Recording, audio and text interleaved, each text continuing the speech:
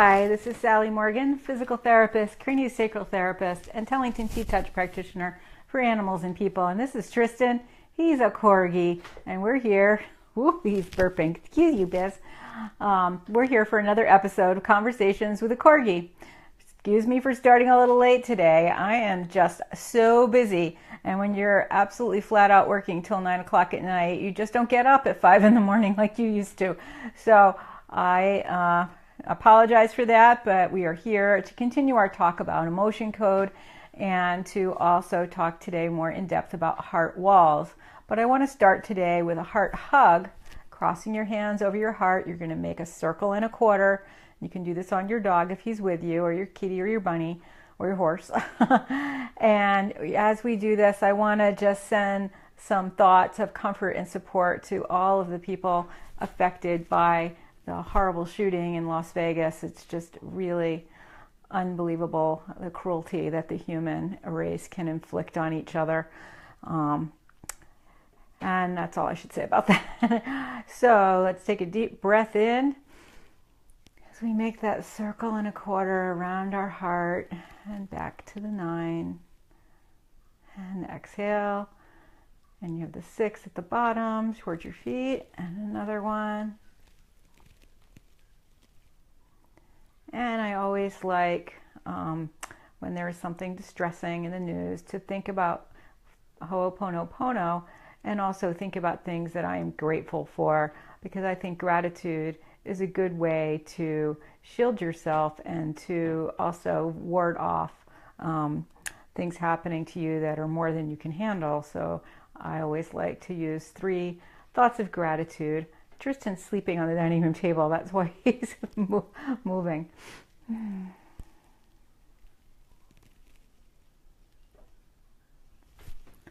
So heart hugs are a good way to start our talk about heart walls. And what a heart wall is a group of trapped emotions, or even one strong one, surrounding the physical and emotional heart. And they shield the heart from the world and from what's going on around us. The measurable, and that's an important distinction, electromagnetic field around the heart extends 8 to 12 feet away from the heart. So you can feel the heart of your animal or yourself or your friend 8 to 12 feet away from you. A horse has a much bigger heart. They have a much bigger field around their heart, so you can stand even probably up to 20 feet from a horse and still feel their heart, which is why a lot of people think that they are extraordinary healers, because their heart is big, and even a not so sensitive person can feel that. The heart of a Chihuahua, however, for those who love them and have them, is also profound, and it may be a smaller field away from them where you can feel their heart, but nonetheless it is a heart. And I say measurable because they've actually found no distance from the heart yet that they are able to measure where they still can't detect the electromagnetic field of the heart. And certainly a lot of researchers in the military have been working on this. So it's kind of interesting that they have been working on it, but they still can't find an instrument to measure no detectable electromagnetic field from the heart, even very far away. So with a heart wall, it's hard for you to let love in and out of your heart. And that goes to our pets as well. You know, we've all had an animal that's a little standoffish, or we say he's just different than my first cat, or he doesn't seem to be as bonded with me as my other dog was. And part of that may be, especially if you have rescues, is that they may have a heart wall of trapped emotions around their heart. And therefore it's hard for them to accept and give love. There are also things called hidden heart walls that come up in emotion code, and they are harder to find, and they also protect us from emotional harm, but in so doing they also keep us from giving and accepting love. And this is something I do, ironically. Today I'm going to teach this yoga class right after this. In my yoga class for the senior guys on the locked ward for dementia care at the veterans home where I teach yoga, I always end the class, and I kind of make a joke out of it, otherwise it's too intense, to have the people in the class think about 3 things they like about themselves. And this is very difficult. And part of breaking down those heart walls with the emotion code work is breaking down your resistance to being likable and lovable. And in American culture, this is a big issue.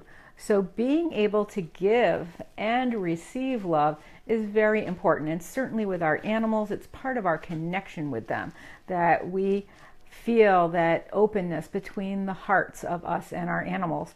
And many people that have pets report that they'd rather talk over a problem with their pet, a bird, a cat, a dog, a rabbit, or a horse, than anyone in their family. Like a large majority of women, like 70% of women, would prefer to talk over their problems with their pets than with their family members. So that's really important to know. And why is that? Because animals open their heart fully to us. Even if they have a heart wall, they still feel more open to us than a lot of humans do. And humans are so damaged. We are such a mean species in so many ways and so insensitive of other people's emotions that we all walk around saying, oh my gosh, please don't criticize my whatever today because I know that it's not good and I can't handle it. So heart walls protect us from emotional harm. In that way, they're a good thing. But once, for instance, a rescued pet has made his way to a new home and he's happy and healthy and recovered from all of his physical wounds from being a homeless pet, there's still emotional scars there. And these emotional scars can make your pet a little distant from you. And also with horses. Horses change homes a lot. I've done a lot of emotion code work for horse owners. And partially it's because they just don't feel like they can become a partner with their horse. And part of that may be due to the system of training they're using.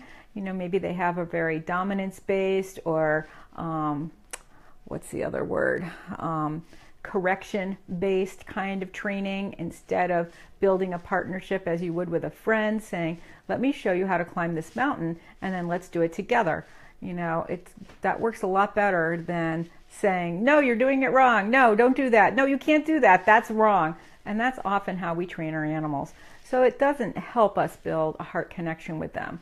So these heart walls actually protect them from what's going on in the world. But once you have a happy home with your pet and he's learning how to fit in with the environment, he may just seem a little bit distant from you, or maybe even very distant from you. And these heart walls can be part of the contributing factors to your pet's distance from you.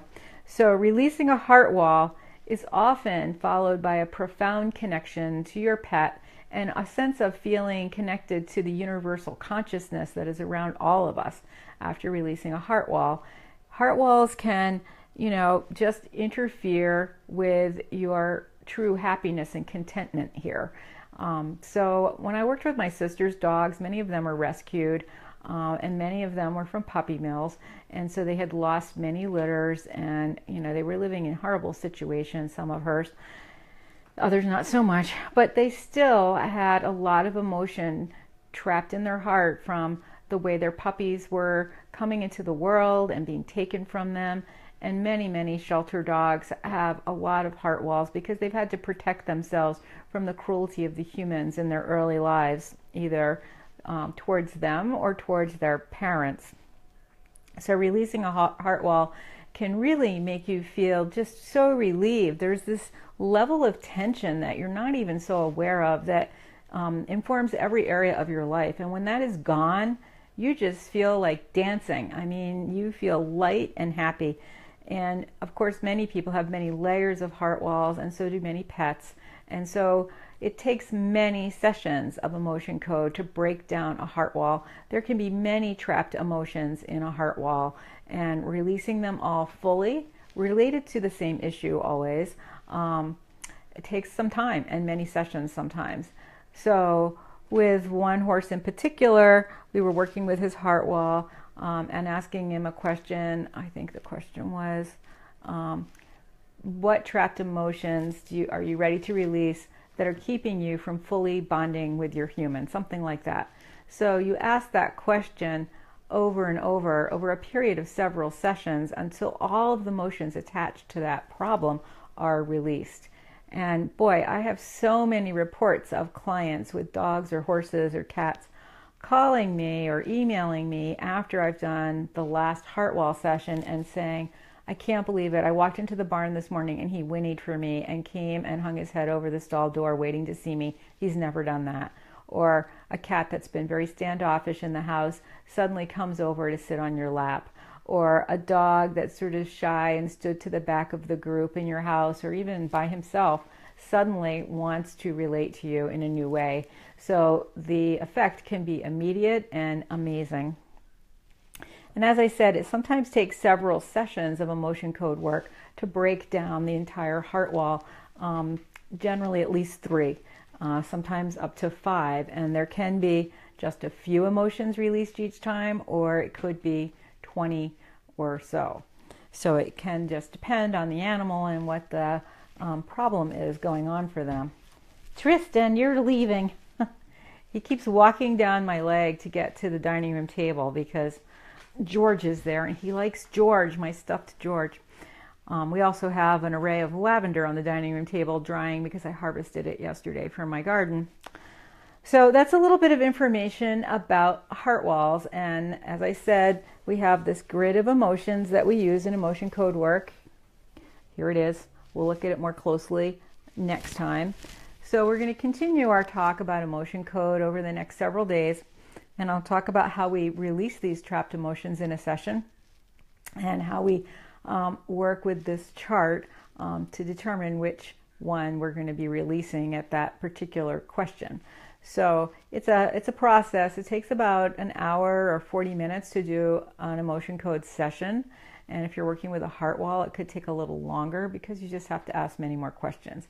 But it is really useful work to release trapped emotions from the body without trauma and without re-traumatizing the animal or the person you're working with. That's what I really like about it. You don't have to go back to that place where you had the initial problem emotionally.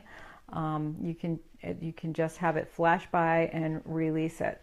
And I've worked with a person once with emotion code who had a big heart wall, and she asked me when I was learning how to do this if I would work with her specifically.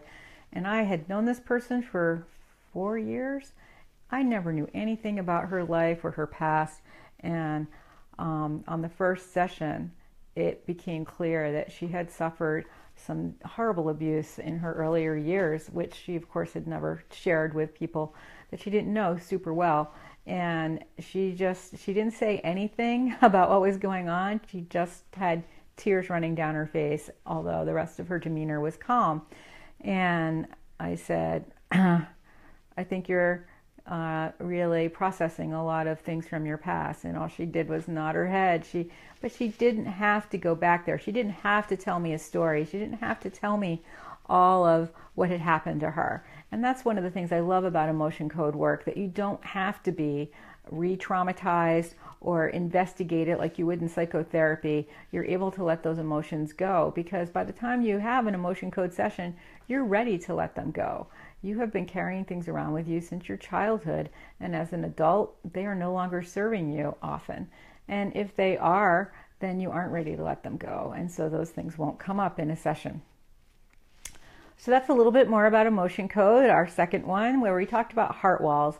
Yesterday, we talked about trapped emotions, and last week we talked about kinesiology, which is a way that we use to ask animals questions so that we can release those trapped emotions. And as we carry on, I'll get more down to the how to do it and the benefits of emotion code and some more information about it. So thanks for joining us today. I'm off to teach yoga to my seniors and have a bunch of clients this afternoon, and lots of work to do on the TED Talk. Oh, it's a gift with a bit of a double-edged sword there, getting a TED Talk, because I really want to honor animals and do a really good job with it, but it's a lot, although I have quite a bit of time allotted for it over the course of this month, so it'll be an intense month, and then that will be behind me. So thanks for joining us today, and we'll see you again on Thursday morning, hopefully closer to our time of 8:30. I don't know. We just are very busy. Tristan, what do you think? He says, I slept in. He was busy yesterday too. So we'll see you soon, and thanks for joining us. Today we talked about heart walls in emotion code work.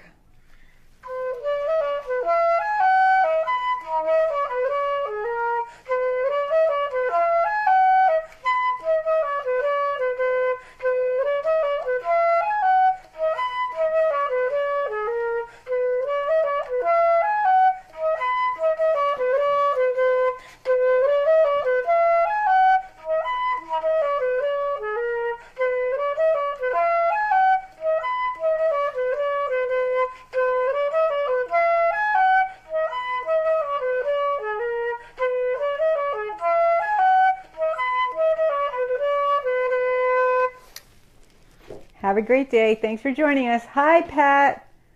Aren't you in Florida? How is it down there? It's going to be 80 here tomorrow. I'll pretend it's Florida. So worried about the winter. All right, we'll see you soon.